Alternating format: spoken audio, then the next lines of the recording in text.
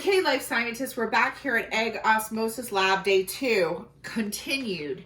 And I let the eggs soak in the vinegar a little longer. Now we took a little sidebar vacation here from the original lab because if you recall, when I soaked in the vinegar overnight, and I tried to rinse it and have the shell come off, it wasn't really coming off. And I was curious as to why, because for all the years that I've done this lab, it just takes an overnight soaking.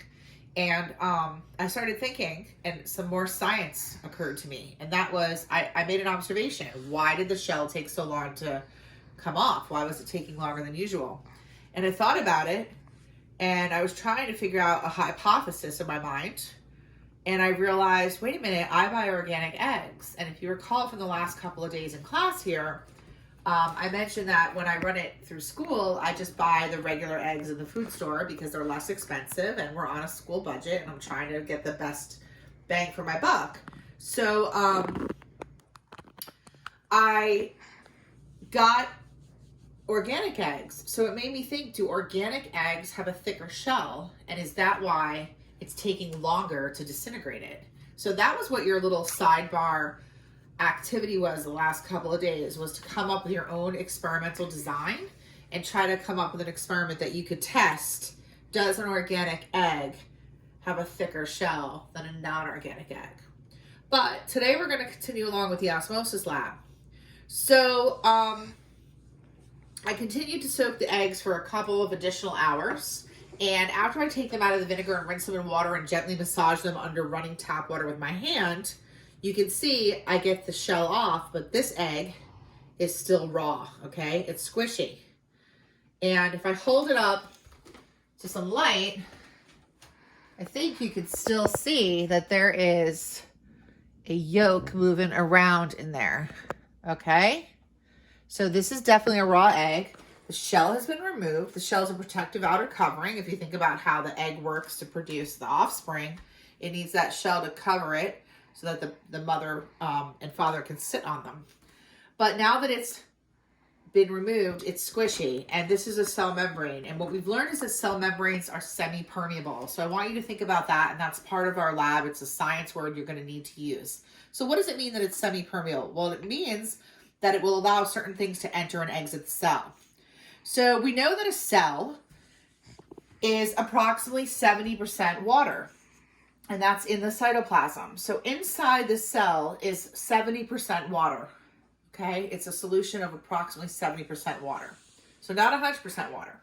So I want you to think about that, okay? And what we're going to do is we're going to do two things. This is the third egg that I ended up getting ready, but I'm going to go back to the original 2 eggs that we had. So the larger egg that had the most mass at the beginning is this one. And I'm going to weigh it here. Can you bring the camera over here, please? So if we recall, we're going to turn on the scale. And it's going to be at 0. We're going to put on our bowl. And it says it's 5 grams. Now we could just subtract 5. But there's a special button on here called the tare or the 0 button. And it will zero it out when the object is on there. So it says it's 0 grams. So we're going to weigh this one. We're going to collect its mass. And this egg has increased to a mass of 90 grams. So you can see it's larger, and we can prove it by its mass now. So its mass is 90 grams. So we're going to record that information, okay? All right, next. The smallest egg we had, I believe it was 55. I'll have to go back and check. Let's check that's mass. So we make sure we're at 0. And its mass is now 75 grams. So we have 75 and we had 90. Okay, so let's record that somewhere. I'm going to write that down, my notes here. 90 grams, 75 grams. Okay, so what we're going to do are 2 different things. We are going to soak an egg in water. So we're going to use 200 milliliters of water. So I have a measuring cup here. On the one side, it has milliliters. If you look here, I put 200 milliliters. And I'm going to put 200 milliliters of water in this cup. And this is kind of a little trick I learned over the years. After I put 200 milliliters in, if you look, you can see that I drew a line at that surface at the 200 mark, okay? So in school, we would be using a glass beaker that has graduated segments to tell me the mass, but we don't have that opportunity right now. So we're going to make do with what we have. So we're going to use these plastic cups, and I marked it. And the reason I marked it is because one of them I'm going to put 200 milliliters of the syrup in. And the syrup's really thick. And once you pour it into this glass measuring cup and then try to pour it out, you lose some in the transfer. So I don't want that to happen. So what I did was I poured 200 milliliters of water in here and I made a mark. And I know that that's the 200 mark. So now I'm going to take that same 200 milliliters of water and I'm going to put it in this cup that doesn't have the mark. And I'm going to take that larger egg that's mass was now 90 and I'm going to place it in here. So I want you to notice what happens. So you can write down some observations about where the egg is and what's happening to it. Okay. Now what I'm going to do is I'm going to take this second cup, which I marked with the line for 200, and I'm going to go directly from the bottle of Caro syrup and squeeze it into here. And I don't want to run it down the sides because, like I said, like with transferring out of the measuring cup, I don't want to lose any. I don't want to have it be off by sticking and running down the sides. This is really thick syrup, if you can see that. It has a high viscosity. Viscosity is a term that describes the friction of the particles in a liquid. High viscosity is a really thick liquid. It has a high level of friction, so it flows slowly. Okay, and we're going to take that smaller egg, which has a mass now of 75, and we're going to place that in here. And notice what happens when I put it in. It takes a moment or so, but it will. It's not really going under, so I'm going to kind of force it in a little, but I don't want to push it too hard and give too much pressure. Okay, so I push it in, and as you can see, it's still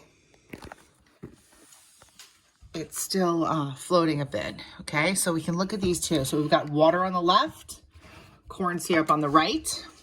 Notice the syrup level moved up, and it's not because there's more than 200 milliliters. It's because it was displaced by the volume of the egg.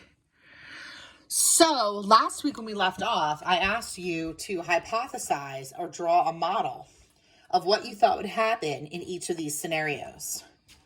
And you were given something like this to do. And so that was just your hypothesis. And at time 0, what the egg looked like, what did you think it was going to look like? Time 0, what do you think it's going to look like? So now, last week we did a hypothesis. This week we're actually going to really record the data. So this is kind of part 2. Part 1 was soaking off the eggshell with the vinegar. Part 2 is rinsing the egg and placing them into the 2 different solutions. This is a water solution. It's almost 100% water, but not fully because it's not distilled water. So it's tap water from Park Ridge, which happens to be quite hard, meaning there are a lot of minerals in it. So this would have a lot of a lot of solvent, being the water, high percentage of solvent, and a little bit of solutes, which are the minerals dissolved in the water, in the cup. So in the cup, we have a high concentration of water. And in the egg, we have a little bit of a lower concentration of water because we know an egg is only 70% water on the inside. So there's approximately 70% water on the inside of the egg. And in the cup, we have about 99% water. So I want you to think about what's going to be happening over the next couple of hours. And if your hypothesis was correct. In this case, we have the corn syrup, which has a very low concentration of water. So this is a high concentration of solute. Corn syrup does have some water in it, but very low.